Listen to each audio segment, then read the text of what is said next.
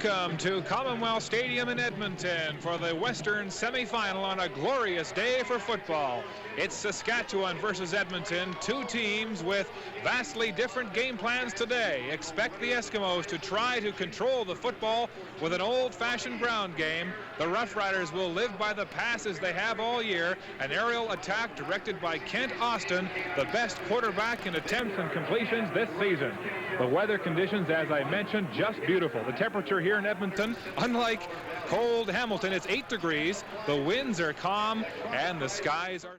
Dan, two very evenly matched teams, but dramatically different styles, and I think those styles reflected in the two quarterbacks that lead them. Well, it certainly does. Having Tracy Ham back in the lineup for the Edmonton Eskimos puts a lot of stress because this is a running quarterback. He will be very, very critical, very crucial in the second and long situations. Eskimos, best running team in the league. Saskatchewan, the best passing team, led by Kent Austin. Kent Austin is a guy that everybody in the world knows that he's going to throw the ball. He's going to put it up 50 times, and he still turned out just incredible numbers this year.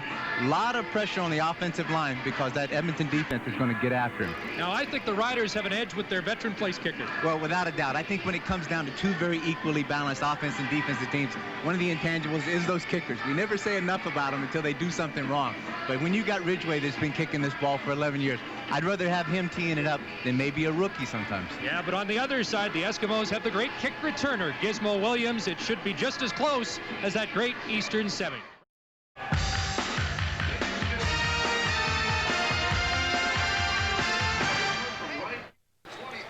Welcome back to Commonwealth Stadium in Edmonton. Chris Cuthbert, Dan Kepley, Mark Lee on hand for the second half of semifinal Sunday as the Eskimos and Roughriders clash for the 18th time in postseason play. Ron Lancaster, a playoff hero for so many years in Saskatchewan, looks for his first playoff coaching victory against his old team. And Don Matthews was the Edmonton defensive coordinator in '89 when the Riders upset the 16-2 Eskimos and went on to that stirring Grey Cup victory. Plenty of history between these two great teams. Gizmo Williams, the hero for the Eskimos a week ago, which forced this game here, is back to receive Ridgway's kick. And Gizmo doesn't have much room.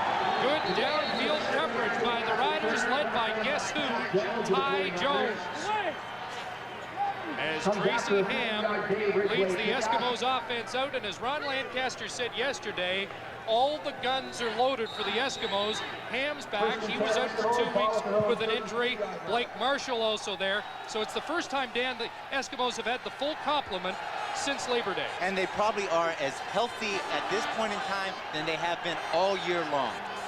And we expect them to try and establish a running game quickly. Ham rolling right, and he takes off across the 40, first down. Tracy Ham up to the 48-yard line, and the tone being set to the first play. Any question, any doubt about Tracy Ham and his health at this point is the situation. He's going to take it out, he's going to bring it out, he's going to come around the corner, move that pocket, take the load himself, and what he's going to try to do is, they said, as Ron Lancaster, they're going to run the ball right at these guys. Let's just see who's tough. 15-yard gain, first play of the game for the Eskimos. First down at the 48. Ham comes left side, gives to Robert Hardy. Off tackle, and Hardy across the 50 to the 52 has 4 yards. Let's check the offensive set. The twin fullbacks, the twin Canadians, Marshall and Souls. Sandusky and Ellis, 1,000-yard men this year. Williams and Dunn have also done well. They're really excited about Casey Dunn as the other slot back for the Eskimos. And the Eskimos relying on the big offensive line to establish this running game. And there's Blake Marshall. Chris, let's take a look. Now, they have got 3 running backs. They have Soul, Harding, and Marshall all in the backfield at the same time. 2nd and 6 out in the flat. Craig Ellis. Vincent Donaldson stops him after a short gain, just 2 yards on the completion, and Ellis and the Eskimos will be short of the first down. Craig Ellis, the big receiver for the Eskimos this year against the Roughriders, scored a touchdown in each of the 3 meetings. Turns out to be a 3-yard pickup on the play. And so Glenn Harper comes in to kick for the Eskimos. Harper 4th in the CFL, 40.5-yard average. And Mike Saunders who has played the last 4 games for the Roughriders and certainly given them an extra dimension in kick returning, has dropped back. They almost got to it, may have got a piece of that punt that goes out of bounds at the Rider bench. The Riders blocked a punt earlier this year against Edmonton, and Bruce Boyko got a piece of that. Somebody at the line of scrimmage just did not get their hot. That is a head-on torso. You got to get your head stuck in the middle of a guy, slow him up. Boyko comes right off of the corner. Michael Souls had to make the choice between two. He took the inside guy, allowed Boyko to come from the outside, got a little piece of that ball. So, great field position for Kent Austin, a new CFL record holder for most pass attempts in a season. And the first play up to Saunders, fumbles, and Saunders quickly pounces on the football at the 51, and he'll have a gain of 5. Well, look at these numbers. Just 6 completions shy of a CFL record. The second highest yardage total in CFL history. And remember, he's doing this at Windy Taylor Field. 770 attempts. Outdid Doug Flutie's 730 attempts of last year. 2nd and 5. Austin to throw. Right side, and the intended receiver, Donald Narcisse, had fallen down on the play, and Austin looking for a penalty marker that was not thrown. One of the situations that we're going to see early in this game with Edmonton's defense. They're only going to rush 3, and they'll drop 9 and try to cover that entire field. This is really going to test Ken Austin's reading ability.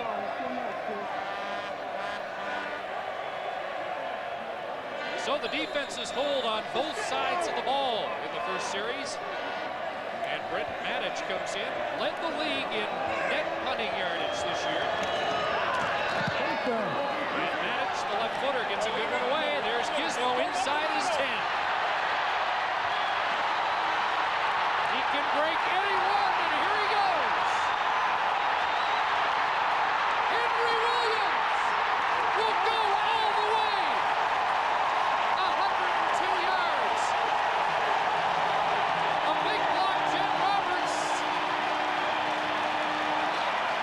on Ray Elgard. How do you like that?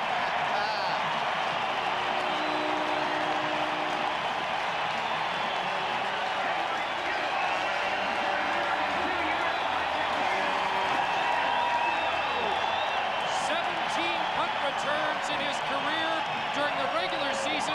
Yep, this is number 1 of his playoff career. Working hard, tries to get to the wall. The great thing about this is the whole team effort. Everybody on that return team knows that if I do my job, if I make my block, this guy will put it in the end zone for 6 points. And it's exactly what it does. He's just a little tired after that. I think that was his low-angle flip.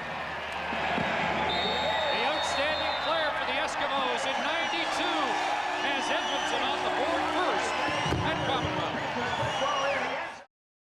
My white catcher and my son. What more can you say about Gizmo Williams? The punt return last week against BC forced this game at Commonwealth, and he has another punt return record. Kemp, I think he owns them all now. BK Williams at his 23-yard line. The Eskimos downfield to limit his gain to the 36. Brian Walling, a former Saskatchewan Roughrider, in on the tackle, and Williams has a return of 13. That's the other Williams. Let's take another look at the Giz. Giz taking the ball. It's a return wall right. He's trying to get there. Now he shows you that great speed because he gives a little bit of ground just to get to the curve. And once he makes that cut there and sees that little crack and accelerates through there, no one's going to catch him until he gets into the end zone.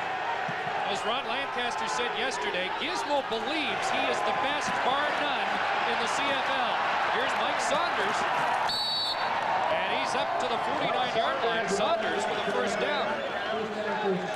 As we set the Roughriders offensive unit for you, the former Eskimo, Milson Jones, joins Saunders in the backfield. And what a receiving corps. Narcisse, Fairholm, and Elgard, all 1,000-yard men, and BK Williams has the speed up front. The offensive line protecting Austin for the fewest sacks allowed this year, led by right tackle Vic Stevenson. First down, Roughriders in the flat. Narcisse cuts it inside across midfield, and Donald Narcisse down to the 48. second straight first down for the Roughriders before safety Trent Brown makes the tackle. Ken Austin does a great job that time. He sees that Edmonton defense wanting to drop deep, so all he does is drag Narcisse down underneath it and lets it go. This is the defense that's going to be trying to stop Ken Austin. Very active linebacking core, led by the most valuable player in the West, Willie Pless, and a defense that is only suspect in one or two areas. First down, Austin. Over the middle, Narcisse was tangled up with Damian Lyons. Lyons thought he was interfered with, but Narcisse, the veteran, has another catch. And this is the way Kim Austin likes to engineer a drive. Plenty of time, look at that. Nobody around him, he's got pure vision, downfield, is able to see. And this is the greatest thing that Ken Austin can do to counteract a big return by the Gibbs. 80 catches for Narcisse on the season. He has 2 in this drive. First down. Here's Mike Saunders across the 30, trying to get outside, and he stepped out of bounds at the 23-yard line, make it the 22, and another Rough Rider first down. Ken Austin felt the heat coming up the middle by Willie Pless that time. Released the ball before Saunders even had a chance to turn his head and look. Saunders peeked, found it. Hey, look what I found. Merry Christmas. Turns, and then he shows that Saunders has great speed to get outside and some strength to break tackles. Saunders, great hands at University. Iowa, he was a wide receiver for 2 years. And he's like the 5th receiver. Austin now looking to the end zone. B.K. Williams, touchdown! Off the fingertips of Damian Lyons, and the Rough Riders march right back down for an opening score of their own. Makes the catch on a deflected pass and a touchdown, Saskatchewan. You got to be good to be lucky and lucky to be good. Damian Lyons has excellent coverage here. Goes up in the air, tips it down, but BK just shows excellent concentration, looks the ball in, picks it up.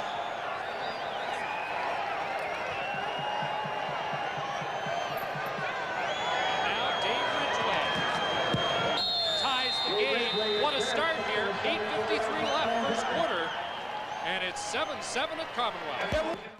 Saskatchewan Roughriders scoring drive, and a highlight reel catch by Byron Williams for the touchdown as he caught the tip off the fingertips of Damian Lyons.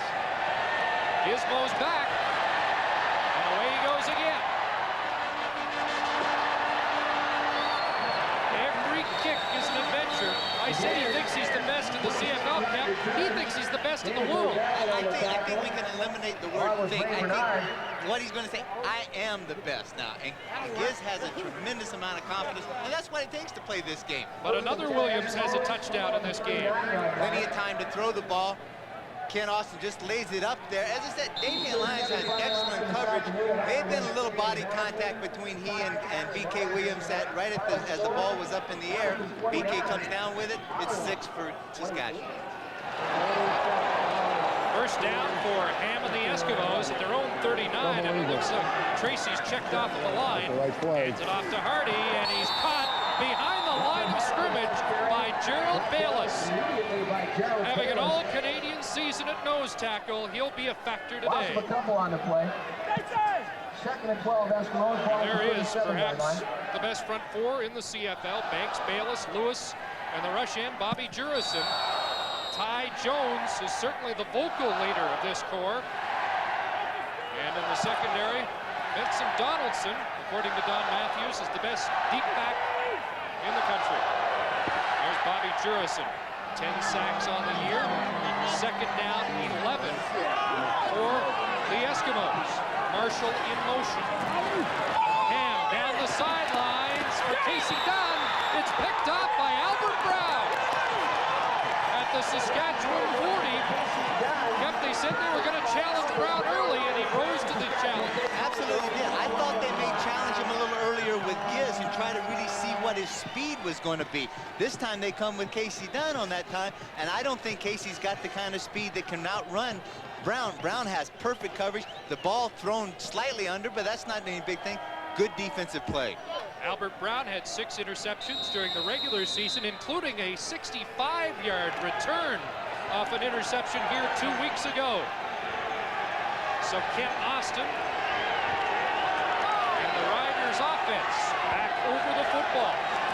Flags down, early movement along that Saskatchewan offensive line.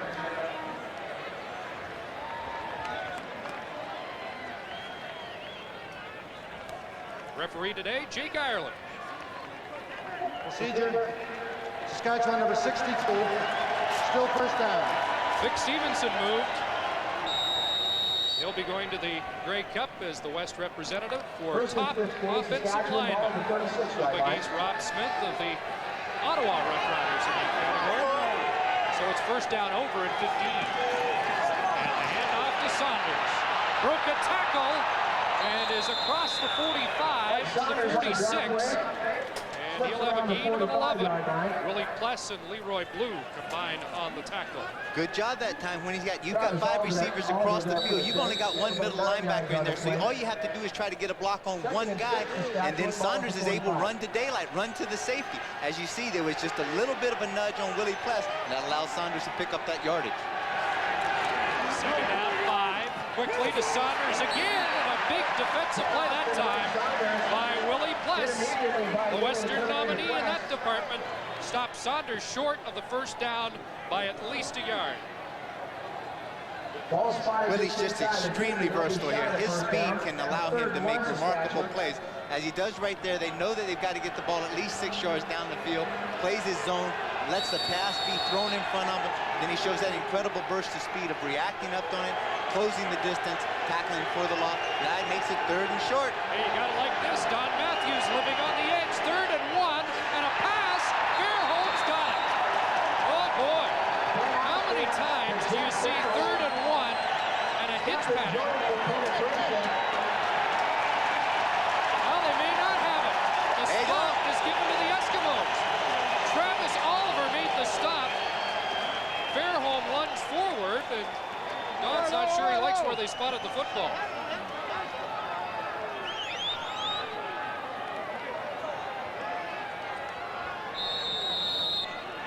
Ball is just basically right over the line at about the 50-yard line, so I think they got a fairly decent spot, and turned out I just questioned the call. What a first quarter it's been. First down, Eskimo. And with time, Ellis picked off. Glenn Suter, the all-Canadian safety. And Suter dances all the way back to midfield. It's a wild Western start here at Commonwealth Stadium. Welcome back to Commonwealth, where Glenn Suter has given Saskatchewan a first down at midfield. Well, as Tracy's got plenty of time to throw the ball, he's standing right in the middle.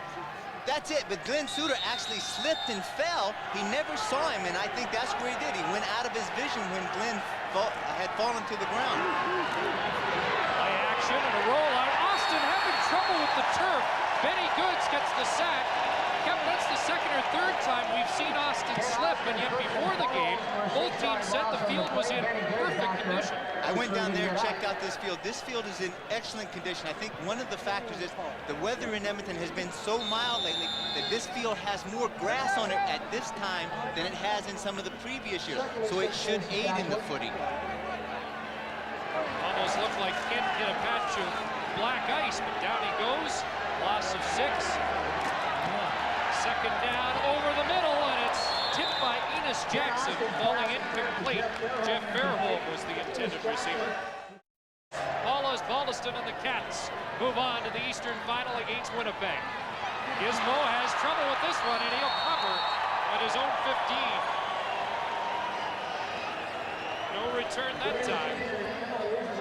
And the Eskimos will start deep. Giz showed even his experience right there at that time. Once he had trouble coping with the ball, putting it into his hands, rather than trying to reach over and pick it up and bend over and pick it up, he hit the dirt, covered it up, because a lot of times that coverage team, as he's coming down and he's trying to bend over to pick it up, they knock him right off of it, knock the ball out of his hands. He covered the ball up, put it into Tracy's arms. Let us see what this offense can do. That wasn't Ty Jones talking to Robert Hardy. He wasn't talking to the opponent, was he? Ty Jones will absolutely meet everybody in this stands individually before this game's over with. Here's Hardy, met at the line and dropped for a loss again. Ray Bernard, the rookie linebacker out of Bishops. Gerald Bayless will cause havoc in the middle of that line. One of the things early is that Coach Lancaster said we are going to run the ball at them. We're going to line up and just see who is the toughest man for man out there. And when you do, this Saskatchewan defense is going to rise to the occasion, and that is one of the main reasons right there. Gerald Bayless is just having a career season. 10 tackles for losses this year, 61 tackles in all, and there are some out west that think he could have been the Western nominee for top defensive player. Second and 13, Ham running out of time, and down he goes. He slipped as well.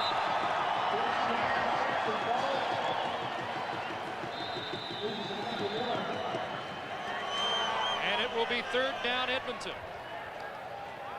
Talked with Dwayne Mandrusiak, the equipment manager of the Edmonton Eskimos earlier, and he had said that they're wearing their normal half-inch cleats out there. Some of them are wearing some of the rubber bottoms that have very sharp pointed, almost like a shark shoe. And at this case, he didn't feel that they would have any problem with the footing. They did not need the longer cleats on the bottom of their shoes. That was an easy sack for Bobby Jurison, and Saunders stands at his own 50 to await the Harper punt.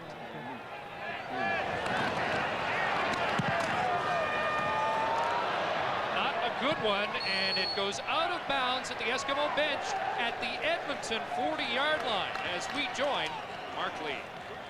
Chris, there is a controversy brewing in Edmonton today. Saskatchewan players openly critical of their fans in the Edmonton Sun this morning. Fans thought to be no better than anywhere else in the land, but Bob Poley, one veteran, was quoted as saying, "The fans have given up on us. We've always had the best fans, but it's different this year." Jeff Fairholm had strong comments too. There you see Bobby Jurison earlier today wearing an Eskimo toque. What does that mean? Fairholm said, "We're not upset we're playing this semifinal in Edmonton because we have better fans here than we have at home." Mike Saunders marked with a first down over the middle inside the 30. And some of the riders were kidding that after those comments were published today, that Jeff Fairholm better go home with about 300 yards receiving if he's to be welcomed back in Regina. In fact, the only Rough Rider who really wasn't critical of the fans was Ken Austin. But Fairholm's numbers speak for themselves this year. First down, Rough Riders. In scoring territory, Saunders has been a workhorse. Down to the 20. Yep, I think the Eskimos are surprised at how much Saskatchewan has run the football. I think that could be exactly true. The fact is that they were not preparing so much for that run, and when you've got a guy like Saunders, that's why Don Matthews was extremely happy to find him. Not only can he run the ball extremely well, but he's such a threat as a return guy and as a pass receiver. But now he's showing exactly his capabilities and his attributes as far as running the ball. 9 yards on that carry. It's 2nd and 1. Saunders had 228 combined yards 2 weeks ago against Edmonton. He gets, well, this is Jones this time inside, and the former Eskimo has another Rough Rider first down. So this is quite a turn here. It's Saskatchewan, last in the league in rushing, running the football against Edmonton. Eskimos leading all rushing categories in the 92 regular season. Spoke very quickly to Milson Jones yesterday. He didn't even think he was going to see the field. A little disgruntled with the way he's been used this year. Felt the running game was important for this team. Austin throwing to the end zone and out of bounds. Looked like the pattern was broken by either D.K. Williams or Donald Narcisse. Ken Austin just showing that great experience. As he came out there, he's moving the pocket, going to push the corner, sprint out to the right-hand side a bit. He sees Narcisse is covered extremely well by Enos Jackson. He just rifles it over on the track up into the first level of the seat, and then he decides he gets to tee it up again.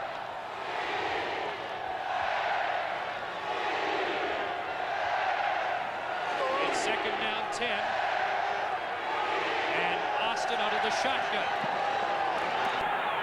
Delivers to Elgard. What a catch! Inside the 10, and Elgard did hang on.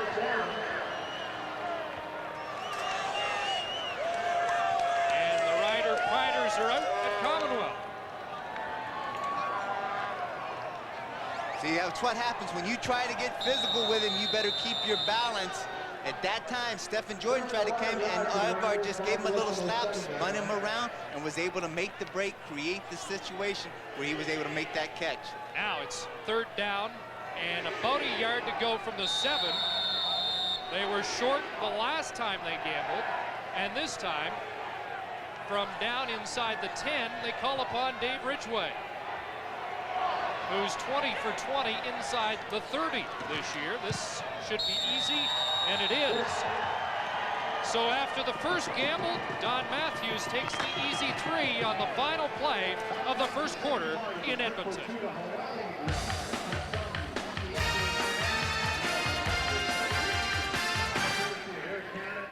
It seems this is a regular stop on the Grey Cup Trail each year, 17th home game for the Eskimos in the postseason in the last 21 years. Chris Johnstone with the kickoff return to the 45-yard line. Bruce Boyko the stop and a flag down. Offside against Saskatchewan on the kickoff. Eskimos like the field position, declined the penalty, and the total yards. A big edge for Saskatchewan, but just a 3-point advantage on the scoreboard. One of the big things there has got to be fairly surprising is the yards rushing for Saskatchewan. At 34 yards with the 2 turnovers was the big key. And in trouble, gets away, throws downfield incomplete. Was looking for Ellis. Did well to get away from the blitz of Charles Anthony. Halfback blitz that time on Tracy Ham. This is the kind of heat that you're going to see Tracy Ham have most of the day. Ellis comes down trying to make the cut, and it's really surprising that all of these players out there are having that much trouble with their footing. May go to different footwear at halftime, perhaps sooner. Early movement there. Gary Lewis jumped the gun and play whistled down. Side, Saskatchewan number 79. Still 2nd down. So it'll be 2nd and 5 now for the Eskimos. Just right at the right of your screen there, Tracy comes out to the line of scrimmage and gives one of those stuttered hut, hut, hut kind of calls, and then all of a sudden, Gary's trying to get a quick jump off the ball, jumped offside. You didn't play quarterback, did you? I always wanted to, I just wasn't a good enough athlete. Pass over the middle, there's a completion to Michael Souls. Tough guy to bring down. First down, Edmonton at the Saskatchewan 50, and flags are flying. Tyrone Jones is around there somewhere. So is Blake Marshall. Ty has Major verbally... foul. Unnecessary roughness. Saskatchewan number 97. Oh, it's Robert Banks. Robert Banks, not Ty Jones, but Ty wasn't too far from the scene of the crime. Well, in case you're just joining us, you missed a thriller at Iberwin today in the snow. Ball is Baldiston. A late field goal, and the Tiger Cats and the Roughriders. More on that at halftime. Here's Michael Souls, left side, pulled down. How about the nose tackle, Gerald Bayless, showing you his range for the tackle. What incredible quickness he has, not only from the shotgun, you just handing the ball off inside to Michael Souls, and Michael Souls is no slow back by any means. And Gerald Bayless is able to get off the block by Rod Knopp, get down the line of scrimmage, able to make that tackle. Right now, this Edmonton Eskimo team is not able to rush the ball against Saskatchewan's defense. They get 4 there, 2nd and 6. Passing down for Ham. In contained, now to Blake Marshall. Marshall cuts back, and he'll be short of the first down at the 27. Gary Lewis was there to bring down the big fullback. You know, Kemp, all the players were remarking about what great conditions we had today. I asked Blake Marshall about it. He said, I'd rather play in a blizzard. He wants it. He's one of those old grunt guys. He wants to get down to the turf, get dirty, roll those sleeves up. He wants it muddy, snowy, because then he knows it's his advantage. 3rd down, 2 to 3 yards left to go, so Sean Fleming, the rookie, comes in. And he'll attempt this field goal from the 34, and this has been a tough area of the field for Fleming this year, just 3 of 15 between the 30 and 39. And the rookie pulls this one to the left. Hairston gives up the single. We talked about it off the top, that the The Eskimos have the rookie. The Riders have the veteran place kicker. Matthews has only been here once as the head coach of the visiting team, and he'd like to forget it. It was the Western Final in '86 when he lost 41-5. You know, Ron Lancaster said yesterday, if we're going to win, we got to run, and they're not running the football right now. Not having any success whatsoever, and if they're going to gauge that on their toughness, right now Saskatchewan is beating them in that category. Austin delivering short of the intended receiver, Jeff Merrill, as we join Mark. Chris, about half of the Saskatchewan players are wearing the half-inch cleat, as you see here. The other half are wearing the molded sole, normally worn in artificial turf. You can see how it's been caking up into the moisture. Apparently, this field here at Commonwealth is moist between the hash marks and is tearing up, and that's giving the players the problem. Saskatchewan will decide at the half what to do about footwear. All right, thank you, Mark. Clearly, it has been more of a factor in this first half than the players expected when we talked to them prior to the game. Austin with time on 2nd and 10. Dan Farthing, the 5th receiver in, and Austin couldn't find him. Eddie Thomas covering Dan Farthing.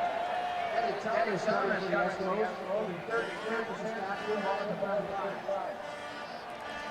Narcisse coming off the line, plenty of room as he's running down the field, and then all of a sudden, in comes number 23, that's Travis Oliver, comes and takes a shot at him, knocks him completely off the route, and that's maybe one of the reasons why Ken Austin didn't have any success on that play.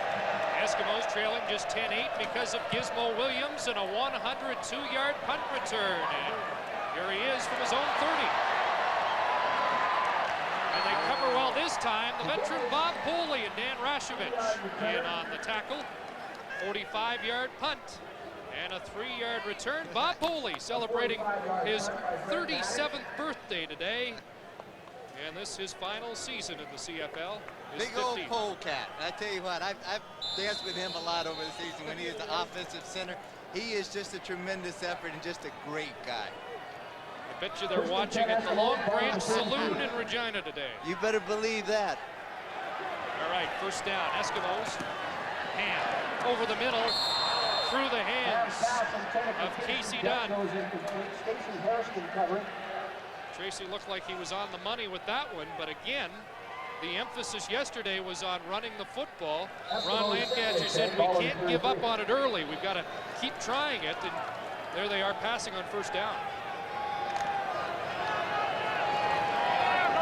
Well, with Tracy Ham at that quarterback, Ron Lancaster sometimes feels that it's easier to pass for 5 yards than to run for 5 yards. Ham, rush on from Jurison. Ham gets away. Now Lewis picks up the chase. Casey Dunn has a completion and a first down. He hung on there and has the ball across the 45.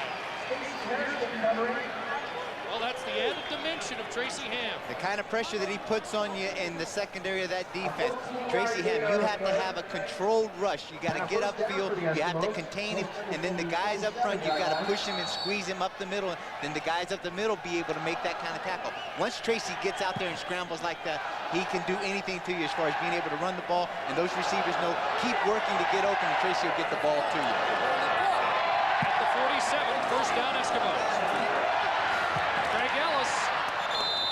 Albert Brown with the stop. Ellis near the 55-yard line.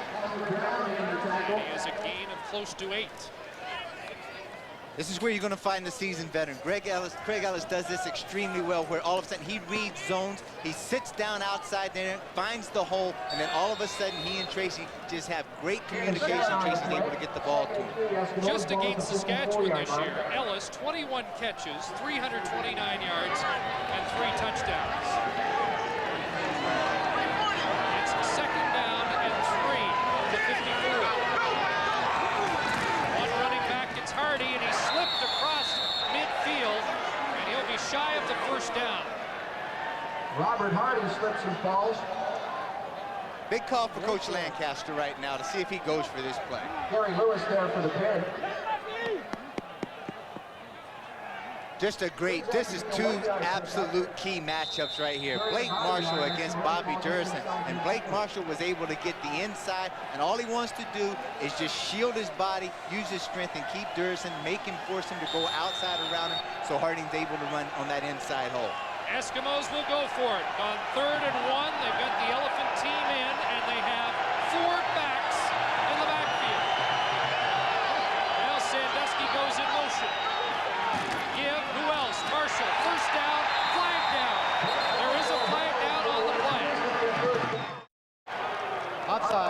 Saskatchewan number 97. First down. Robert Banks moved early.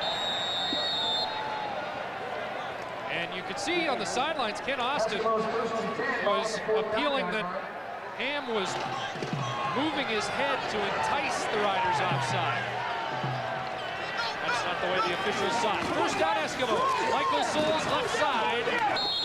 And he stopped at the 46 after a gain of a couple, and Robert Banks was in on that tackle. Out of the University of Notre Dame, there's Ken Austin. When he's not on the field, he's playing official at the bench. Well, I don't think there's any more intelligent football player in this league than Ken Austin. He goes in there every week. He helps with the game preparation, studies the film, puts that offensive scheme together. He knows the game very, very well. 2nd and 8, Eskimos.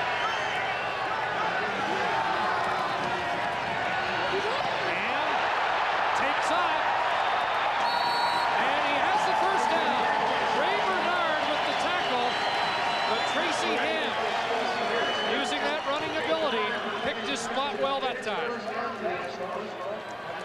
Absolute patent Tracy Ham. When he comes out of there, he sees the receivers are wide open. He spread the defense across the field. Now he just finds a gap and shoots it.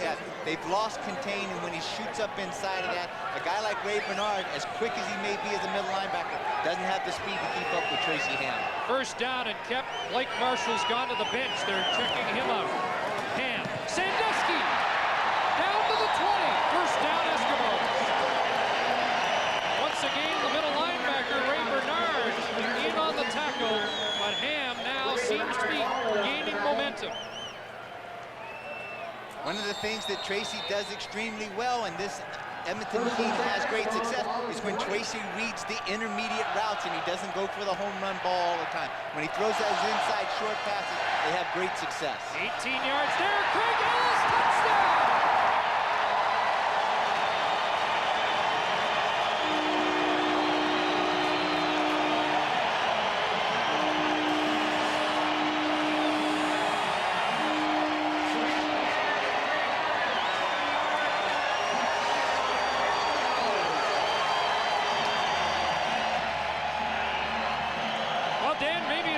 Tracy Ham 15 minutes to work a little of the rust off.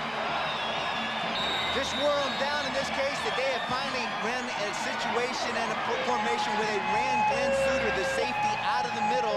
That left Craig Ellis one-on-one against Charles Anthony. When he was able to give just a little juke to the outside, beat Anthony back to the inside, Tracy laid the ball right there. Fleming adds the extra point. Ellis has scored a touchdown against Saskatchewan in each meeting this year.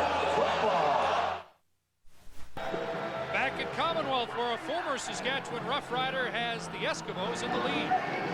Craig Ellis, he's been everywhere, man. You can tell he's used to live out of a suitcase through the CFL. He's pretty excited. Maybe those expansion teams are going to come. There's a few places that he hasn't been.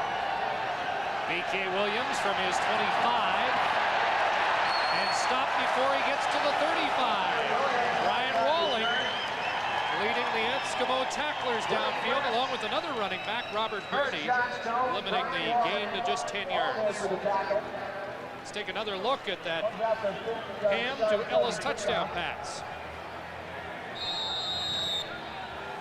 Nice easy pitch and catch. Craig Ellis just came down there, gave a little juke move, slid back to the inside, and the safety is out of there. Tracy's got no pressure on him whatsoever. He's getting a clear vision. Big reaction. He knows it's done there. 6 receivers for the Roughriders. It's Donald Narcisse. Up to the 50-yard line for Narcisse. Damian Lyons, the tackler. Narcisse with the first down. Ken Austin will have great success with this pattern all day long. As long as that Edmonton defense drops in that 9-man zone, they try to get out of there, and then all they do is run the patterns underneath, and you're going to get it, Ken. Maybe 8-yard gain every time you throw that ball. That time it was 15. First down, lots of time. Austin overthrows B.K. Williams. Travis Oliver, the extra deep back for Edmonton, was all over him. Travis Oliver covering for the Eskimos. And when Oliver comes in passing situations, Dwayne Odom, the outside linebacker, comes out. The Eskimo defense, from talking to Rich Stuber, the defense coordinator, is probably one of the most complicated. They'll go into this game with probably about 90 to 95 different schemes that they can run off of their fronts. 2nd and 10. Austin over the middle, and he missed Narcisse, who was open.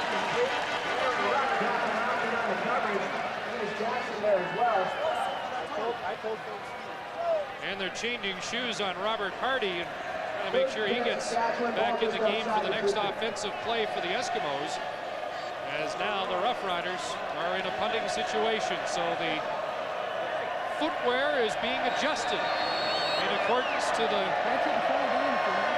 conditions on the field. Gizmo back, and the crowd chanting his name. Short kick there out of bounds, and they'll spot it out inside the 30-yard line. Brian Walling takes his spot, but Marshall will be missed. But we're glad to hear it's not the recurrence of the neck problem. There's a flip back to Michael Souls, caught behind the line of scrimmage by Albert Brown, who read the play beautifully. Just a swing pass, a dump pass. Actually, that is a lateral, and he turns around, throws it out to Marshall. To Michael Souls. Albert Brown does a great job of coming up there, reacting, getting back in the zone, reading the dump, and then coming up and making a quick tackle for a loss. Loss of 4 on the play. Jake Christensen has brought a play in from the bench. Lines up in a slot back position. Ham flushed out. Sandusky has the catch near first down territory.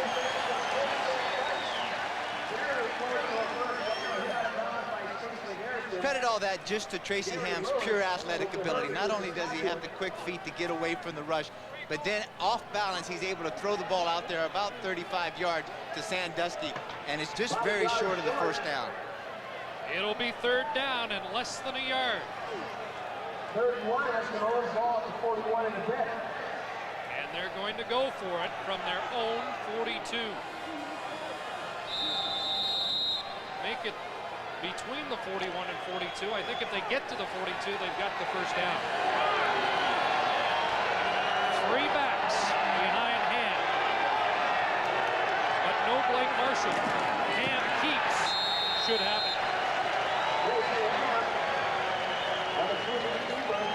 Tracy Ham takes that snap and just lowers his shoulder and his neck, and he gets right behind Rod Canap, Pierre Vercheval, and Blake Derman off of that left side where the power is. They get a good surge off there. That should be an easy first down. So rushing totals that are impressive seem to lead to Eskimo victories. Although Ham seems to be now getting hot with his receivers. This time he goes to Walling, hops over Ty Jones, and gets to the 50, gain of 7. Stacey Hairston finally stopped the ex-rider, but a nice bit of agility by Walling. Brian Walling, he's 5'8", 185 pounds, but he plays like he's 6 foot 220. He comes in there, he's going to give you a tremendous amount of effort. Pierre Vercheval is trying to pull outside. He's expecting Brian Walling to be a little deeper.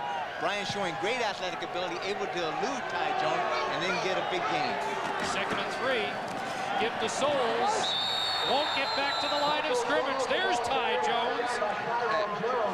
Listen, Ty said, you want some of me? Go ahead, keep running this ball at me. I got something for you. No gain on the play. Well, Don Matthews said Ty Jones isn't the focal point of this game, but he's always fun to talk about. Well, he's always fun to talk about because he'll talk back to you anytime that you want to. That is part of Ty's game. He'll get into it, and if he can get that opposing team off their mark, off their game anyway by the way he can chatter at them, threaten them, and if they're thinking more about Ty Jones than doing their responsibility, he's won a victory. 3.5 minutes to go, first half, 15-10 Eskimos. Harper set to punt, and it's a good high punt to Saunders. And the Eskimos do a great job downfield, led by Chris Johnstone.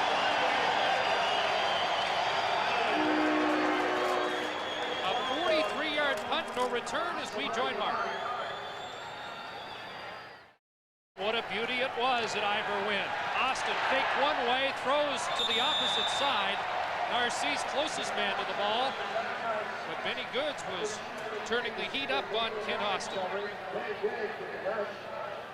Benny Goods with 10 sacks this year has been extremely successful in getting a lot of heat on the opposing quarterbacks. He's doing a great job getting in Ken Austin's face. We'll have it for you next Sunday. Part of another doubleheader. Down goes Austin, and down he goes again. Willie Pless gets the sack. Big pressure by Rob Davidson, and Pless finished off Austin. Good pressure outside by Davidson, was able to get it, and then Willie Pless showed tremendous speed. But as Ken Austin comes around, you see he's trying to make that cut on his inside foot, and you got to be able to plant the outside foot and then break down and then set down and get your base. As you cut on the inside, it's just like walking on ice and making a curve.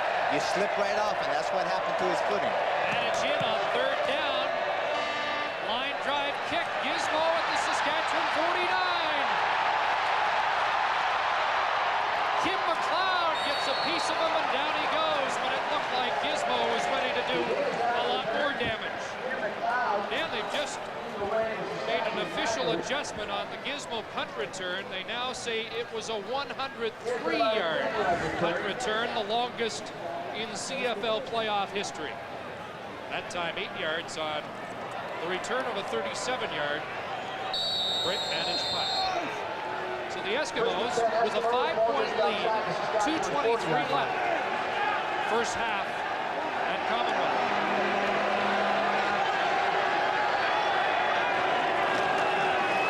Play action to Hardy. Bayless trying to track him down. Jurison misses. Ham fumbled and scoops it up. Good pursuit by that Saskatchewan defensive line. Well, we mentioned Gizmo has most of the punt return playoff record or punt return records, and there is what's ahead of him. He could beat both those marks by Johnny Rogers later today. And Johnny Rogers wasn't bad. Wasn't bad at all. I chased Johnny Rogers on about 100 of those punt returns. You don't want to be chasing him either. That's not a comment on your speed. Ham in some trouble, gets it away, and he throws this one almost into the first row. Gary Lewis, as you can see, had some pressure on Ham. That's a coverage sack downfield. To get a sack, that means somebody else has to be doing their job. And what has happened in that case is Tracy came out, that secondary of Saskatchewan set back there. They stayed with their men completely, and they forced Tracy to have to throw that ball away right before he did get sacked. So it's third down, and 14 to go. Punting situation. With Sean Fleming's range not great over 50, the Eskimos won't try a 52-yard field goal. Instead, Harper's in to punt. And it hasn't been a vintage Harper day.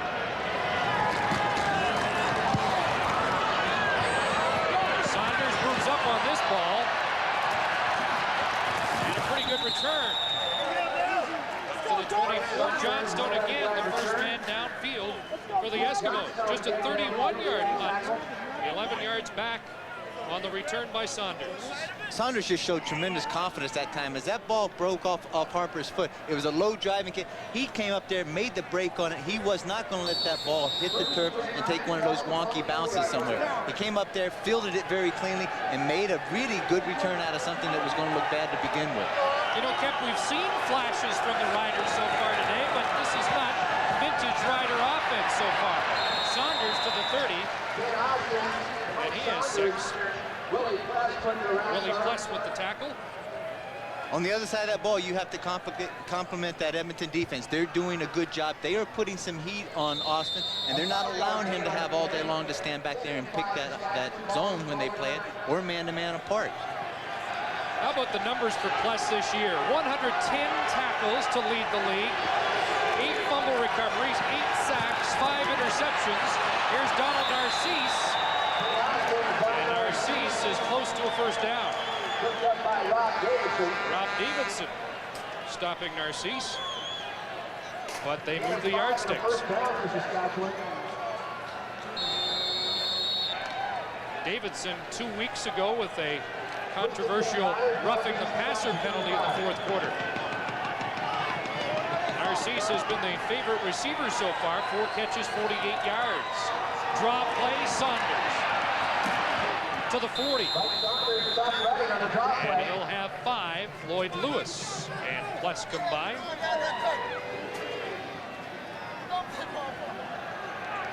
Willie Pless is just, as we talked about earlier, he just turns out some incredible numbers.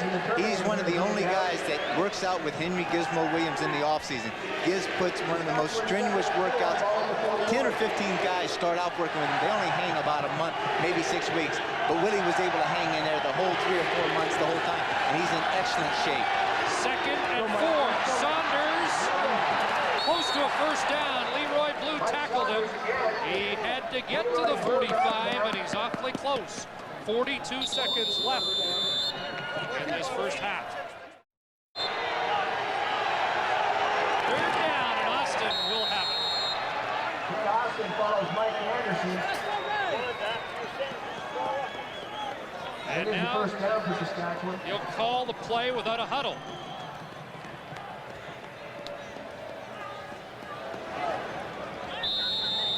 Clock begins to run again. 32 seconds left. Riders trying to get into field goal range. Over the middle has Elgard, complete to the Eskimo 51-yard line. Plus and blue are there for the green and gold. Reading Elgard inside does a great job because they're only rushing 3. They're dropping into that 9-man zone across the board where they have 4 deep, 5 linebackers across the line of scrimmage, and 3 rushing up front. It's fun to watch Austin run the hurry-up offense. Saunders goes outside. Eddie Thomas chasing, stops him from getting out of bounds. But they now are in Dave Ridgway territory with 15 seconds left. It's a first down inside the 40. But Austin will try to make his place kicker's job a little easier, or perhaps get it into the end zone. Austin has farthing, and he goes high in the air to make the catch at the 21. 9 seconds left. Do you risk it? Now maybe one shot into the end zone. Give it one shot into the end zone. Well, what do we know? Here they come on the field to kick the field goal. That's exactly why we're up here right now. Well, you don't want to get this close and then come away empty. Great catch by Farthing. That's exactly right. It was so crucial right now for Saskatchewan to be able to walk into that at halftime, the locker room, with a 3 added points to their total. Well, he's been perfect from this range all season long. Ridgway from 27, and he's good again.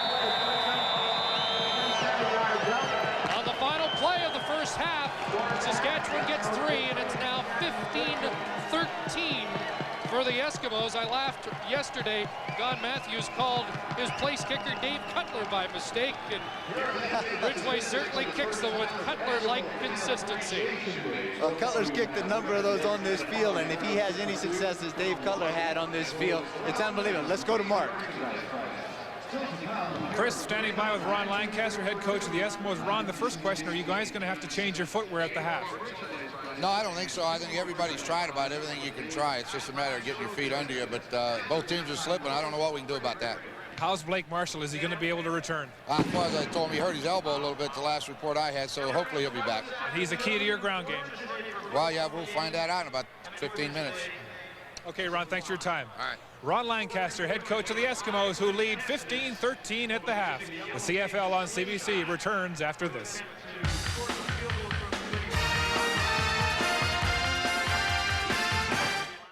Football game, 2 teams very evenly matched. Tracy Ham making some plays. Ken Austin coming back, throwing the ball. It's going to be an exciting second half. I'm looking forward to it. The field conditions, Kent seemed to have some problems moving around the backfield. Did he change his cleats at the half? No, it's a field condition the same for everybody. It is slippery. We're losing the ground, but so are they. That's just part of the November football weather here in Canada. But, hey, it's going to be a good second half. I'm looking forward to it again. Thanks. Thanks for your time. Good luck, Don. Back up to the booth to Chris. Chris? All right, Mark, great play there by Robert Hardy on the kickoff to the Saskatchewan Roughriders, and BK Williams held to a 15-yard return. It's interesting that the Saskatchewan Roughriders outscored the Eskimos 62-32 in the second half of their 3 regular season games, and Dan, they'll have to outscore them here today to move on to the Western Final. Well, that defense of Edmonton is going to have something to say about that. Eskimos 9-5 this year when they've led after 30 minutes. Riders 3-9 when they've trailed at the half. There's a pass downfield to Fairholm. Did he bring it in? Jeff Fairholm makes the catch. Is ruled a catch. They're calling it a catch, moving the thing. This is a great thing that they have done. They set this play up about 4 different plays early in the first half. Good stats through the first half. You can see that the net yards there are about 100 yards more than for Saskatchewan. The big turnovers there and the time of possession. This shows that these two teams are just very, very equally matched. Austin first down after the completion of Fairholm in the flat for Saunders. Turns away from one and has another first down for the Roughriders. Billy Plus finally pushing Saunders out of bounds. Saunders has been the most dangerous man for the Roughriders so far. 5'11", 205 out of Iowa when he came up here as a rookie. In this situation, he has got extreme quickness. He runs about a 4.4 40, does extremely well, and he didn't seem like he was having any trouble with the footing out there when he made those cuts on Larry Ruck. Saunders 8 catches now in the game for 68 yards. And his first down Saskatchewan. Saunders also has 36 on the ground. And here he is again, trying the right side. Nothing doing that time. Larry Ruck moved up from his middle linebacker position. Got some help from Benny Goods. It will be a loss of 2. Larry Ruck just doing an excellent job of filling in for the comparable Danny Bass, who was in the middle.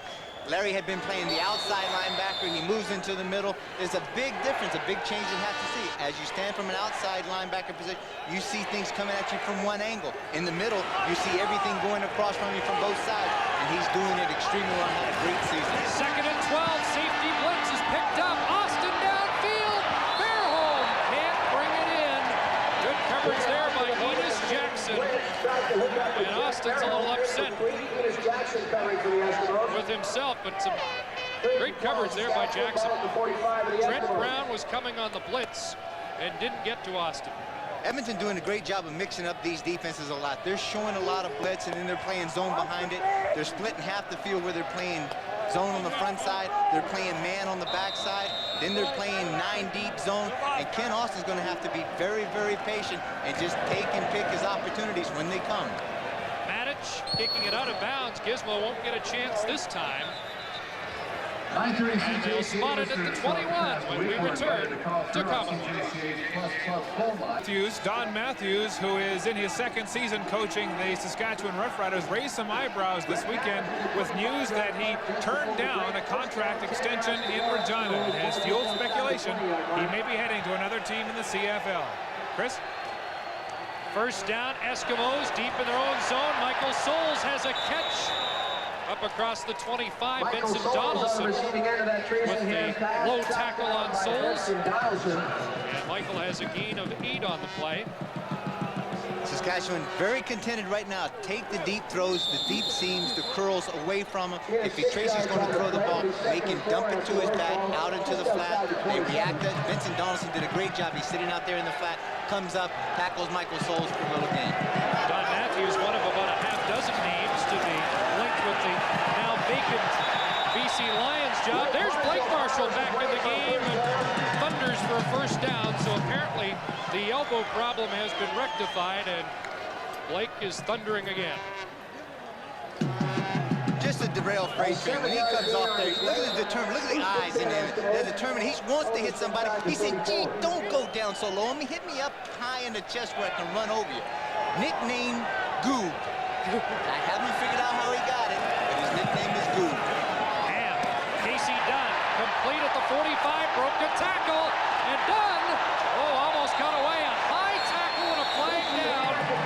Vincent Donaldson may be called for face masking. Unnecessary roughness. Saskatchewan, number 27. First down.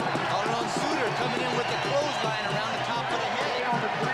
As we're talking about, Casey Dunn out of Idaho State.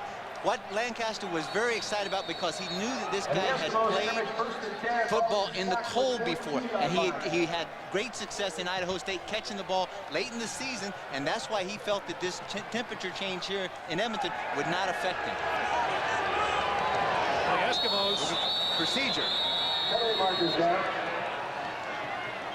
The Eskimos with no penalty yardage, and that is quite a statistic. These two teams led the league in penalties this year. Procedure. Edmonton, number 8.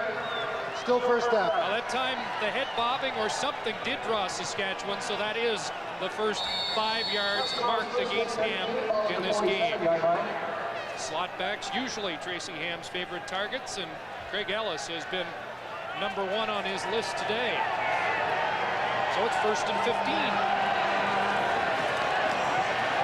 has 9 completions and 14 attempts, and now scrambles out. Lots of room. Down to the 15 for Tracy Ham. Vincent Donaldson finally stopped him.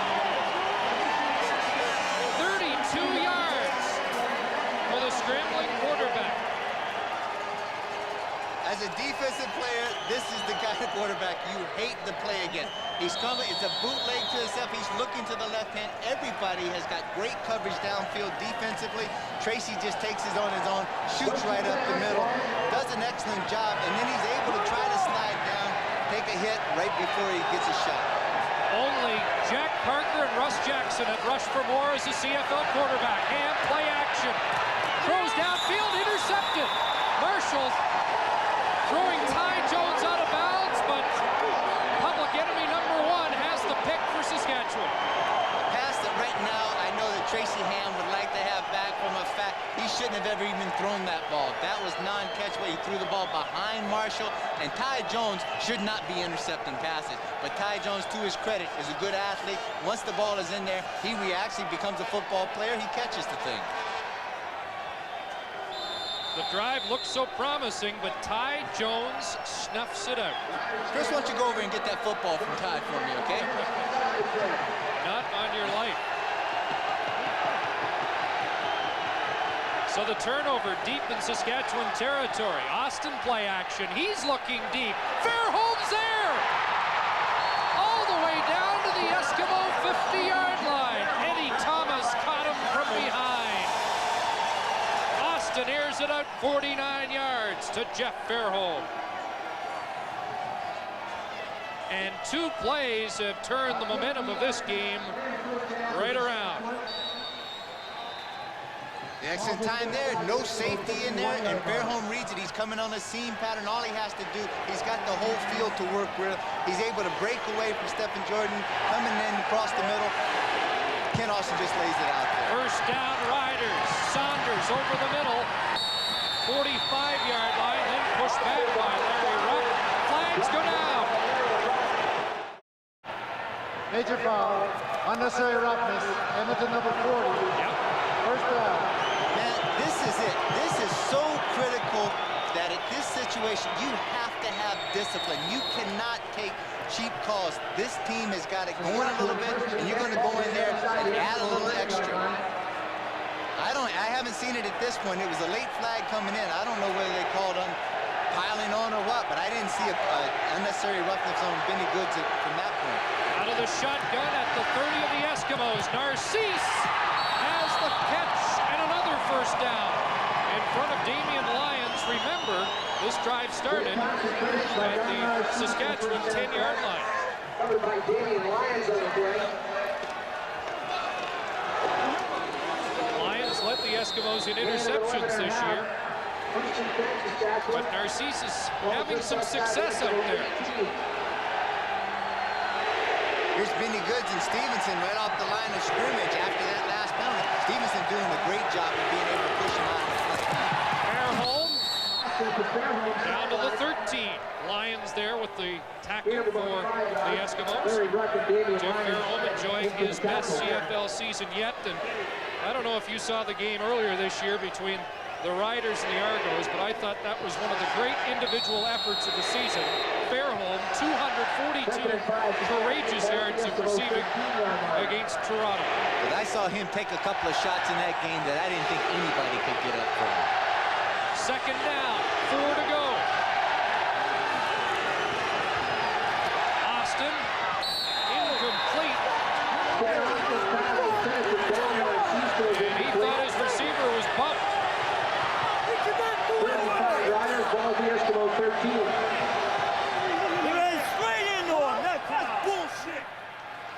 Ken, Austin Fields right there. There's illegal contact. They got an illegal jam at the line of scrimmage, or just as he left the line of scrimmage downfield and allowed that receiver. And it was one of them was Saunders that was kind of on a wheel and up, where you come out of the backfield, you go out to the flat and turn it up to the corner, and he was grabbed and turned around. 3rd and 4, and a 20-yard field goal attempt for Ridgeway. They fake it. That's Suter throwing incomplete to Algar. Looked like it was well executed, except the pass was into the turf. Now we know why Glenn Suter isn't a quarterback. Well, they don't allow those defensive guys to throw the ball very often, and he's very unlikely candidate to throw it. And that's the kind of living on the edge philosophy that Don Matthews has over there. He's going to try to make something big out of there. Now the pressure's on the defense to try to shut Edmonton down in their own end. That would have been a go-ahead field goal for Saskatchewan. Instead, they're still down by 2. Casey Dunn has the reception, and he's wrapped up at close to first down yardage by Ty Jones and Glenn Suter. They'll spot the ball near the 24. It is a first down. Superb job up front. Rod Knopp, Pierre Verschel, Blake Dermott, Randy Ambrosi, and Chris Morris right now just did a great job of protecting Tracy Ham, giving him good lanes, good vision downfield that he's able to see Casey Dunn and able to hit him for that short gain. First down, the give to Marshall right up the middle. Check that, Michael Souls and Bobby Jurison with the tackle. Go ahead. Souls told me yesterday, he says, I try and run around people. He says, Blake's a little more confrontational. Blake looks for people that he wants to run over. Michael is very, very deceiving. Souls, and he has got great speed, and a lot of these defensive teams underestimate his speed, and he's able to break and get outside, and he's very powerful. 2nd and 4. Ham out of the pocket, dives, first down. Robert Banks tackled Ham, but not before he comes up with the first down. We are at Commonwealth Stadium in Edmonton on a perfect November afternoon for football. 5:41 left in the 3rd quarter. Eskimos lead by 2. Chris Cuthbert, Dan Kepley, Mark Lee, and the CFL on CBC crew. It's semifinal Sunday. Hamilton already through into the Eastern Final against Winnipeg. Calgary awaits the winner of this game. Souls, left side, lots of room. Across the 50 to midfield and into Saskatchewan territory. And the McGill grad finally stopped by Glenn Suter. 21 yards for Michael Souls. Here's some of that deceiving speed that I told you, and even more deceiving was that right guard in Randy Ambrosi.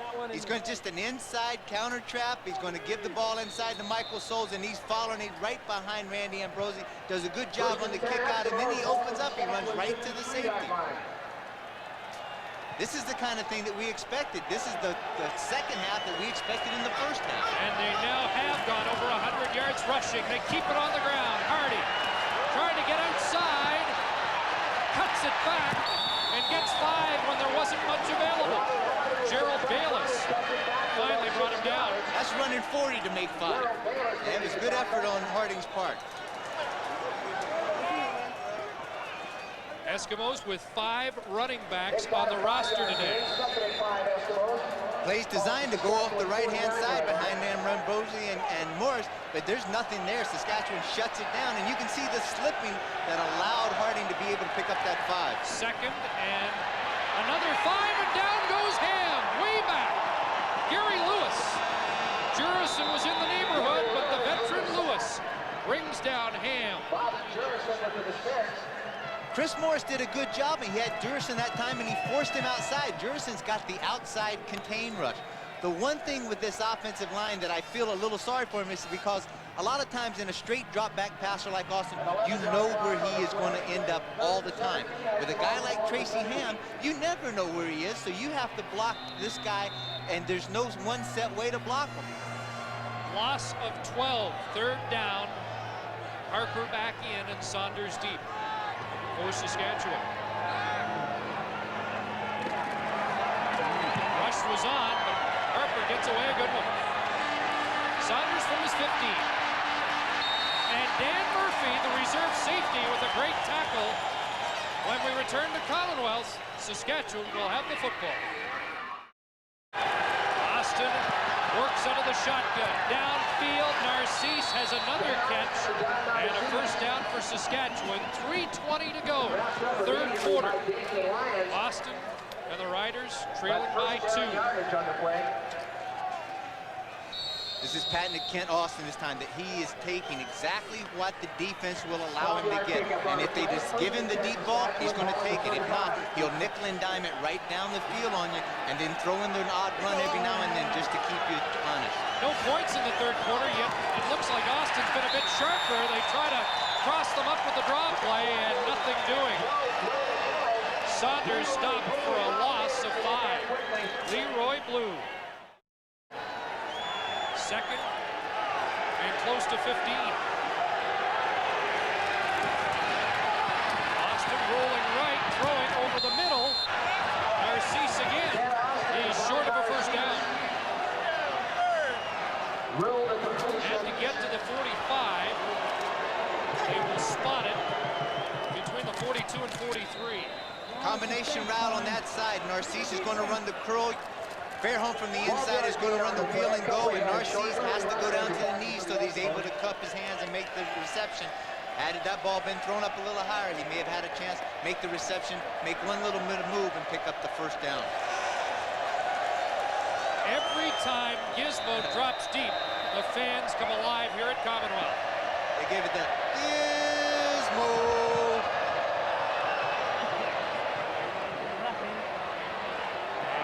Gizmo, no yards.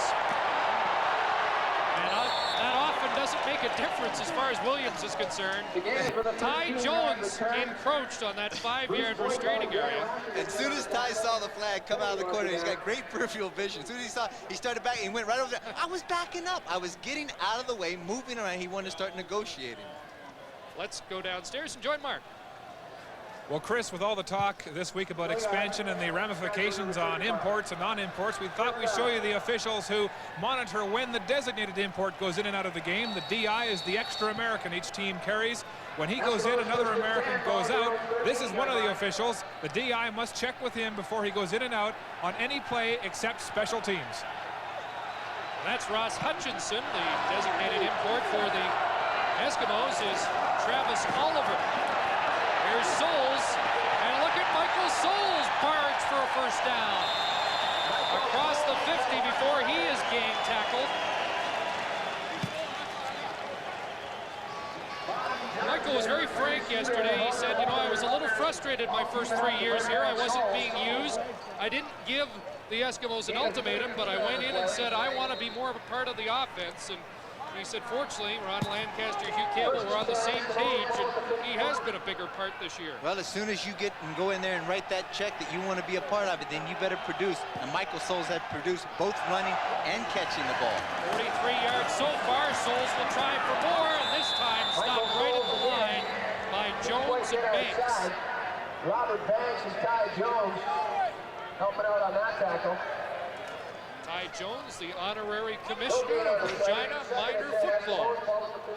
I wonder if he hands out fines like the ones Larry Smith has handed him.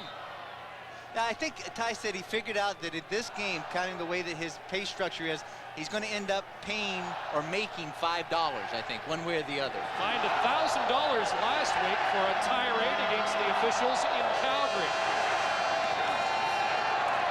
Second down 10, and down he goes. Bobby Jurison, who led the Roughriders in sacks during the regular season, brings Ham down. Excellent discipline that time by the defense. Bobby Durson was able to get upfield, get a contained rush. You can see him right at the top of your screen, forces Tracy to break back up into the middle, and then Bobby shows what great speed that he's got. He's able to get off the block, slide back in, and make the tackle. Looks like he was calf roping there. The rope went up in the air. Hey, the Canadian Finals Rodeo is just finishing up here today in Edmonton. He may have a second career. He had 4 sacks, 1 shy of a CFL record in the first meeting between these two teams this year. And Harper back in. Short punt. Saunders scoops it up. No yards flag against Edmonton this time. Eddie Thomas was too close to the football. No yards. Edmonton number 17. 5-yard penalty on the bounce back. Decline. First down. And that is the final play of the third quarter. And as it was at halftime, the Eskimos lead 15-13.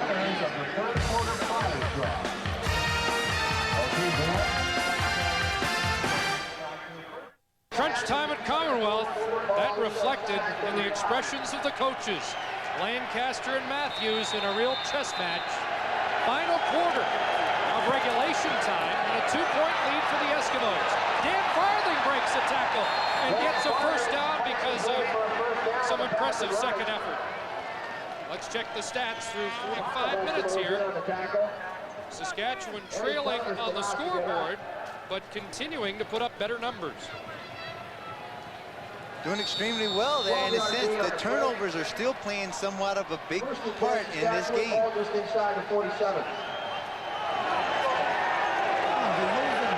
Saskatchewan turning it over on downs deep in Edmonton territory on the fake field goal. Austin puts it up, picked on. Enos Jackson. Down the sidelines, out of bounds at the 35. Oh, he put that one up for grabs. Not a throw that you would normally see Ken Austin ever throw. Like you said, it was thrown up for grabs. And Enos Jackson was the guy that went over there, went up high for it, and came up with the big interception. A 91 Western All-Star. Jackson had 3 interceptions during the regular season. That was really into traffic. Threw the ball in the middle of 4 Edmonton defenders over there, trying to look like he was going to. Ray Elgard was coming from the inside receiver, breaking through the corner. Eskimos with a chance to expand their lead. Ham follows the blocking and has a first down at the 24. The safety, Glenn Studer, finally making the tackle. John Matthews now relying on the defense to shut the door. Take a look at it coming right into your living room. There is nobody that wants to have his hands on the ball more than Tracy Ham right now. He loves the pressure. He loves to get the job done himself. He fakes the handoff, and then all of a sudden, that's making those defensive linemen work extremely hard. First down, Edmonton. Give to Harding. Right side, not much room. Bayless closed up the hole in a hurry. To this point, I still haven't figured out, why Harding is back in the backfield with Souls and Marshall at some point in time. I have seen Souls have so much more productivity running the ball than Harding that I would much rather, if Eskimos are going to run the ball, I would think that they would be giving it to Souls more often. Hardy comes out after that astute analysis. And it's second down, 8. Ham under pressure, throwing in the flat over the head of Williams. And if it hadn't been any lower, Albert Brown may have gone a long way for Saskatchewan. Albert Brown made a big break on it, but coming from the backside that Tracy couldn't see, Bobby Jurison did an excellent job, got good pressure coming off the corner, and he hit Tracy just as he was releasing the ball. I just said, the ball, if that ball had been thrown on the line to Gibbs, where Gibbs could have caught it, Albert Brown may have been going 6 the other way. And right at the last minute, just the heat and the pressure on Tracy Ham. Here's the rookie, Sean Fleming, who missed earlier in the game, and will try from 29 yards out. And he misses again. You gotta figure, Chris, what did they do all week? Just second, and now the Eskimos have a 3-point lead. John Fleming shaking his head in disbelief. He was hanging that head after missing this 29-yard field goal, but kept Tracy Ham just went over to him and said, keep the chin up, we need you. Well, that's what you're going to have to do, because it may come down, you know, later in this quarter that he's going to have to make a kick to try to win this thing. Ronald Narcisse, another catch, this time just a short gain, maybe 3. Travis Oliver limiting the stop. Well, in their first meeting of the year that went to overtime, Sean Fleming missed a late field goal that could have won it, but then in overtime kicked the winning field goal. So he came back, and at some point in time, he told Coach Lancaster that he'd be okay about halfway through the season. He'd be in form. Now at the end of the season, you would think he'd be very polished. Saunders can't hang on. Quick 2 and out for Austin and the Roughriders. And this Eskimo defense has been tough. Something very uncharacteristic of Saunders in this case. He's very sure-handed. He just took a little peek to try to find out where Willie Pless, that middle linebacker, was, because he knew that he thought that he was going to get stroked. 11:34 to go. A 3-point Eskimo lead in the Western Semi. Calgary waiting in the wings. Stampeders winning 13 this year, their best season since 1949. Here's Gizmo, lost his footing, and Bruce Boyko makes the sure tackle. Well, Gizmo got us going this afternoon at Commonwealth with the 103-yard punt return. B.K. Williams for Saskatchewan answered quickly with a touchdown for the Riders, who took the lead on a short field goal by Dave Ridgway. In the second quarter, Fleming missed the 34-yarder, a single point, but then the Eskimos regained the lead on the touchdown pass to Ellis, and before the half was out, Ridgway the field goal. It's now 16-13. And in the flat has a completion. Greg Ellis was down before that dive.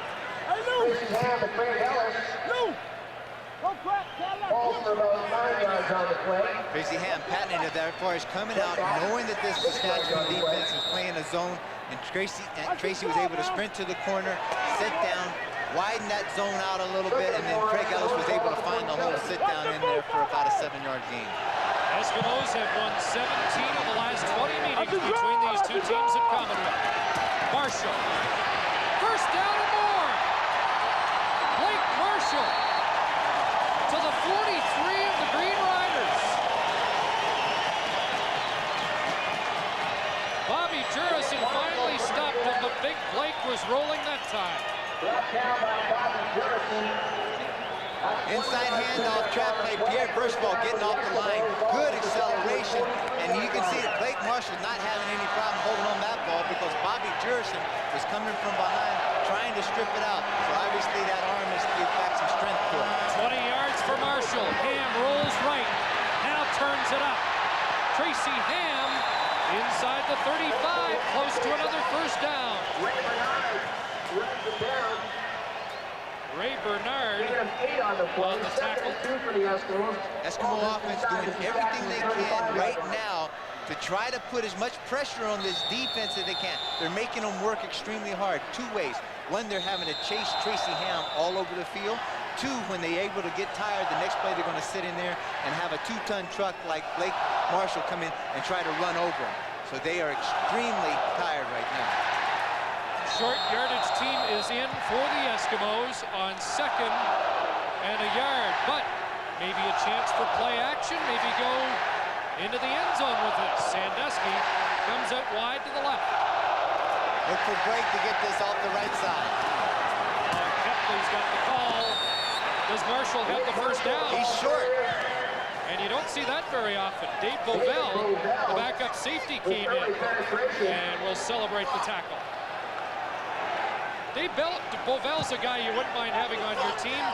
He's been on the Grey Cup winners the past 2 seasons. Dave Bovell does a great job. He's 6'1", about 215 pounds. So when they bring him in as an extra defensive back, he can stand in there, and he's not really a defensive back, too, that you have to worry about the rush coming because he's big enough. He can stand in there and take on those offensive linemen. With the Bombers 2 years ago, last year with the Argos, give Marshall on 3rd down, and no question this time.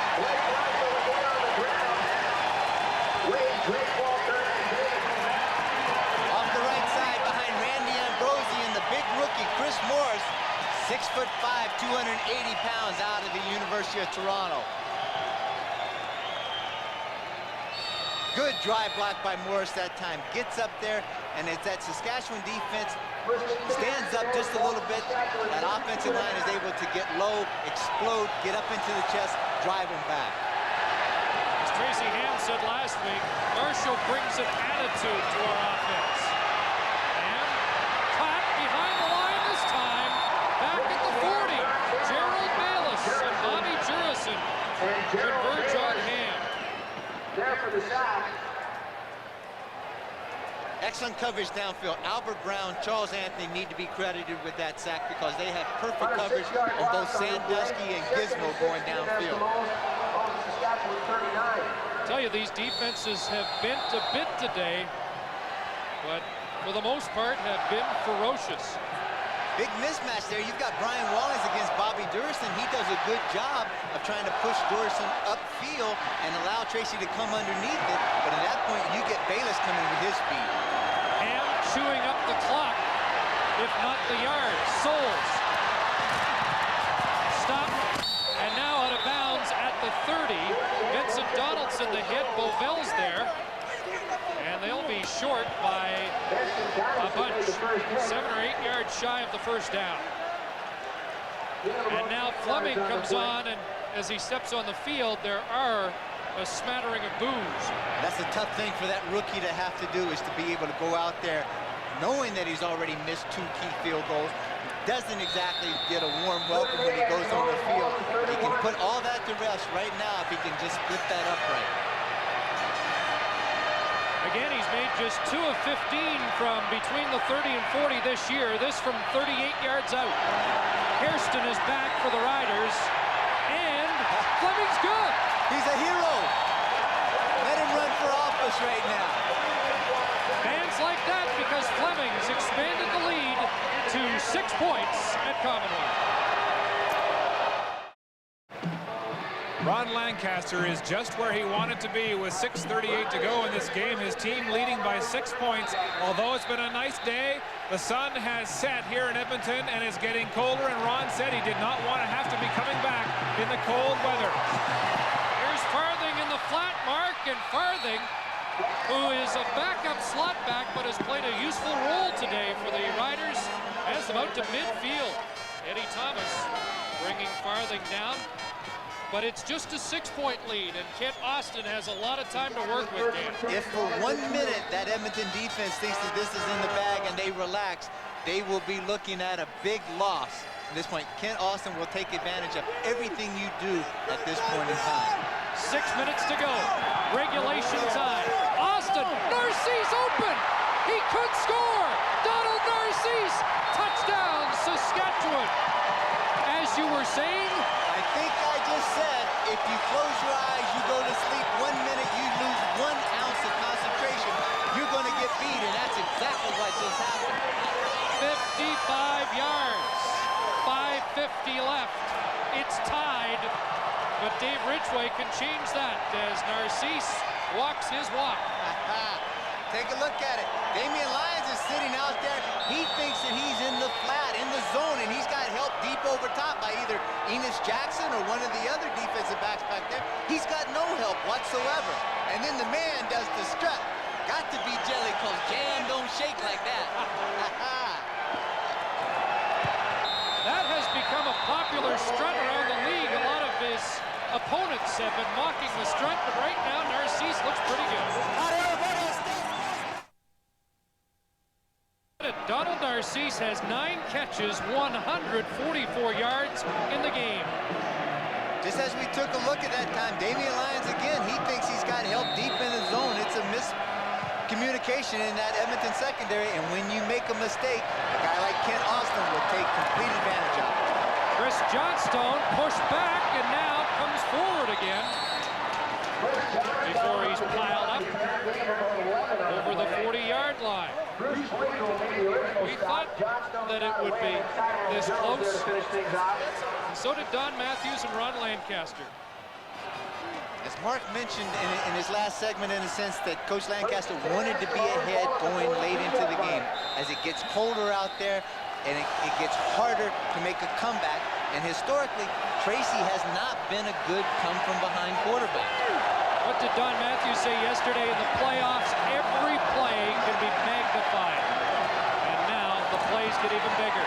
Michael Souls dropped behind the line of scrimmage by Bayless again.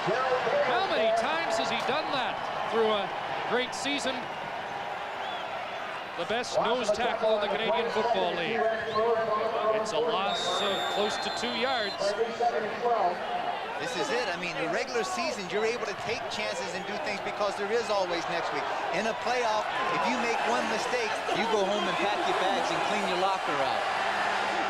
They call the Rider defense gangrene. They try to dig in here. Marshall in the flat. Took a hit and couldn't hang on. Oh, Charles Anthony popped Marshall. Usually it's the other way around. Marshall had to stretch a bit that time. The ball was thrown up and Tracy left him out there to hang. Charles Anthony took full advantage of it and hit Blake Marshall right up in the chest. Brick got up, kicked the ground like he was really mad. Not so much that he missed the pass, but he let that guy knock him on his bun. 4:50 to go. Still lots of time and just a one-point game. Good kick by Harper. Saunders at his 20. Thomas stops him at the 25.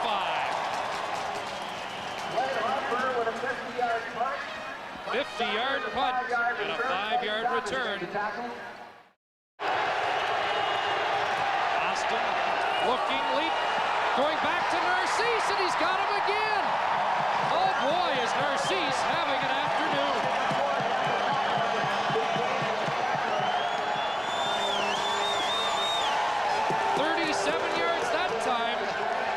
With a one-point lead, not exactly the play that you think that Ken Austin would come out there and try, but all of a sudden, Narcisse is thinking that he's got him in his hip pocket. Damian Lyons, there's a little bit of a push right at the last minute that creates some separation. No call, good throw. Narcisse comes up with a big catch. Down at the 48, first down, pitch to Saunders, right side. Benny Goods is hanging on. Maybe one, but not much for Saunders that time. The Edmonton defense has done so many things this year to keep this team in many of the games. This is going to be one of the biggest challenges that they have right now, is to shut them down in this second and long situation, force a punt, or come up with a turnover. You know, Mark talked about that article this morning, the Riders criticizing their home fans. They said they almost feel more at home in other teams' parks because the Rider fans that come out to places like Commonwealth really make a lot of noise. High pass for Elgard, incomplete. And it'll be third down. And Austin looks skyward. Ray thought he had it. He tried to throw that little drag pattern back underneath to Ray Elgard. Had Ray Elgard even had a chance to catch that pass, there was two Edmonton defenders, one of them being really fast, standing right there to probably stop, hopefully tackle Elgard would be about 6 yards short of the first down. Gizmo back at his 6. Is it time for more of his dramatics? As Manic gets set to kick, or will Manic just kick it out of bounds? Gizmo will get a play from his 4.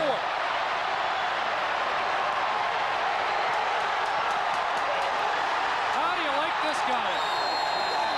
Up to the 34, and it's the punter, Brent Manic, that has to make the stop. 2:55 left. Eskimos down by 1. Back in the 70s, Roger Aldag was was an offensive lineman for Saskatchewan, as he is now, but he was protecting a guy by the name of Lancaster. Now they're on opposite sides of the field. Aldag was on that 76 team that went to the Grey Cup final, but he was injured in the playoffs and didn't play in the final, a loss to Ottawa. In the last 2 times Saskatchewan has beaten Edmonton in a playoff game, they've gone to the Grey Cup, 76 and 89. They lead here by 1. Tracy Ham looks for some room. Now throws, incomplete. Casey Dunn, the intended receiver, right in front of the Eskimo bench. And Bill Diedrich sends a play in with Dunn, perhaps. Excellent job that time by Bobby Durson, being able to get upfield. Good contained rush. Tracy wanted to force that all the way to the corner. He had nothing to do. High anxiety time now, Dan. Take a look at the eyes right there. That's Chris Johnstone. He's just pure concentration. This is your life. This is your career. This is what you have worked every day for. 2:35 left. Second down, 10. Ham throws, has a receiver open, but is he near the first down? Craig Ellis looks like he is within a yard, or is he? Could be about a yard, maybe a yard and a half, 2 yards short. But it's going to be a big call this time for Ron Lancaster. I heard in the background jumbo, so let's see what they did. They're going to call for a measurement. 2:30 left.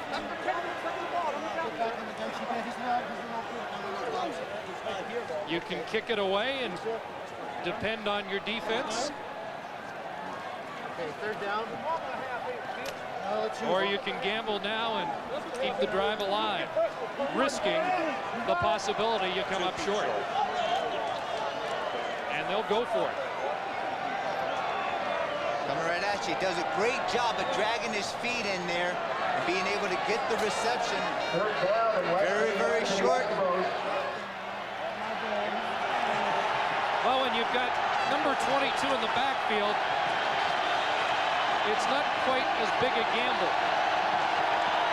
You're going to think that maybe number 22 may not even touch this ball. This quarterback's deep. 3rd and a foot. And Ham does keep, didn't get any surge. Did not make it. Unless he got a great spot, he did not make that.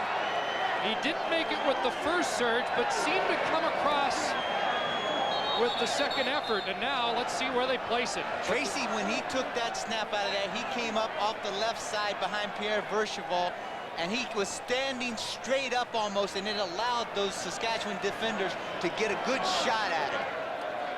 That's unbelievable when you've got a yard between the ball and that front 4. Let's see what happened.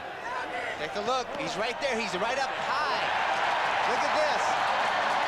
But he did get it, as you can hear by the crowd's reaction. Just got it. And you know what? Tracy Ham felt the way you did. He didn't think he had it either. Tracy had walked all the way off to the sidelines, thinking and being very disappointed. Wow, Saskatchewan's offense was on the field as well. Take a look at Ron Lancaster's face right there.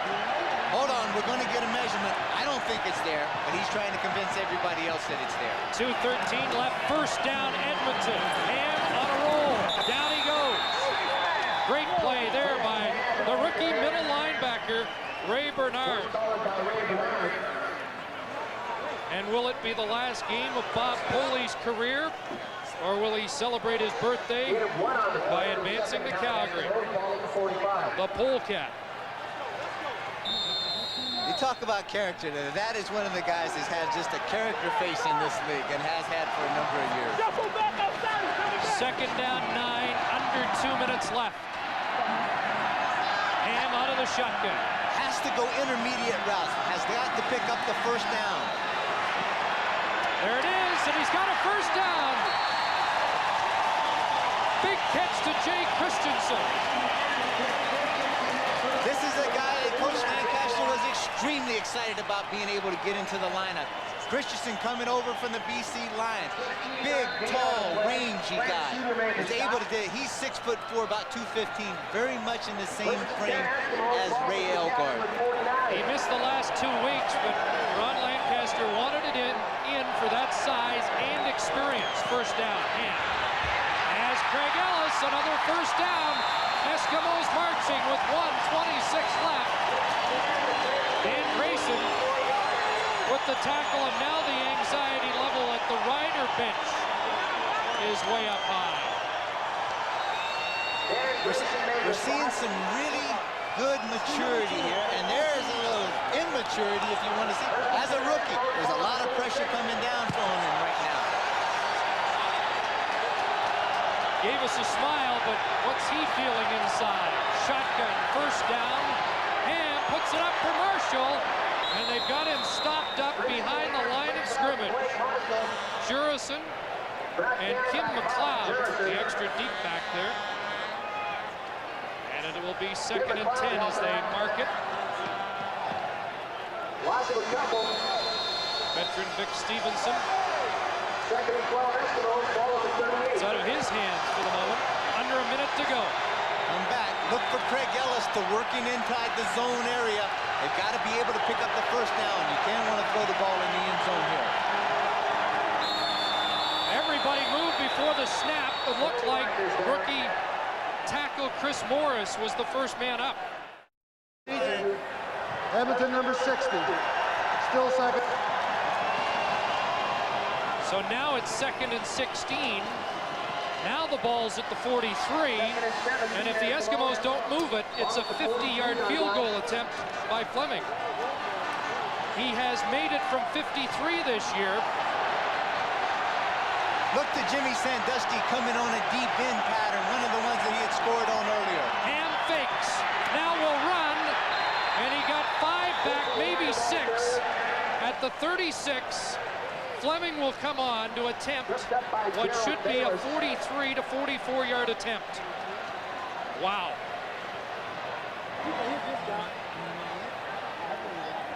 He's right at 50% from this range. Running. Hairston is back, and he'll try and run it out for Saskatchewan if Fleming misses. It's a 44-yard attempt. And the crowd on its feet at Commonwealth. He thinks he has it. He does!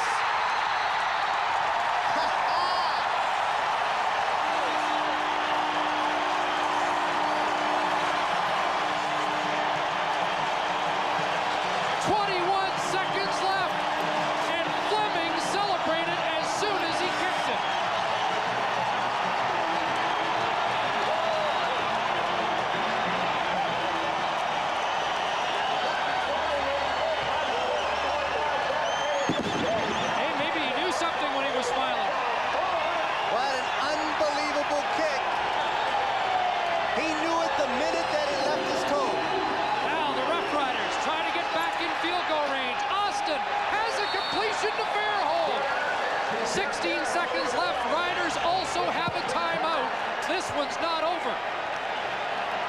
They're celebrating at Commonwealth, but it's not over. Way too premature. There's too many ticks on the clock left, Chris. And there's Dave Ridgway warming up in the bullpen. Austin, short drop. In the flat, Fairholm's there. They're in field goal range. 11 seconds left.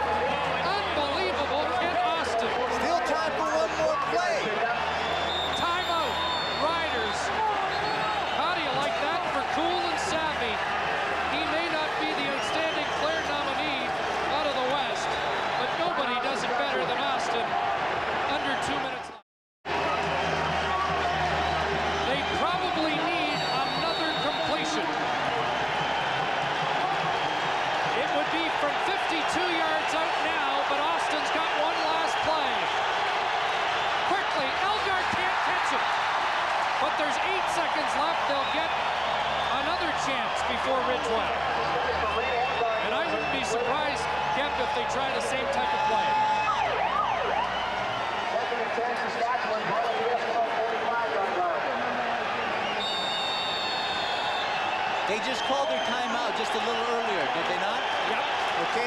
said they have to have one play here that's going to be able to stop the clock for them.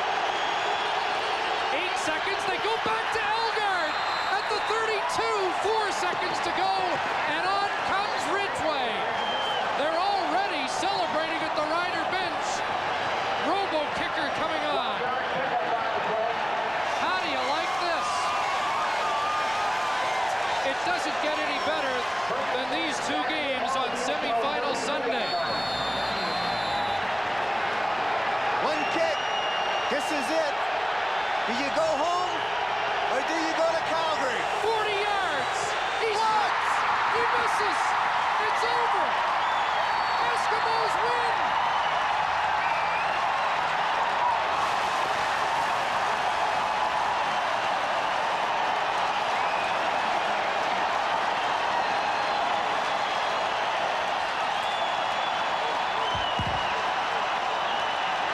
The hero of '89 lost his footing and never got a true kick at it.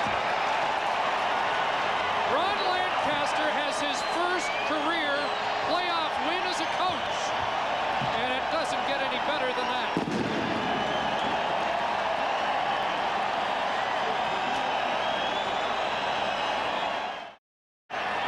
Right there, just coming on the left of the screen. Watch his plant foot. His left foot sets down, slits out from under him. He kicks a line drive. The ball barely gets up about 6 or 7 feet off of the ground. Never had a chance once it left his foot. The leading field goal kicker percentage-wise for the last 3 years. And there's the Eskimo bench.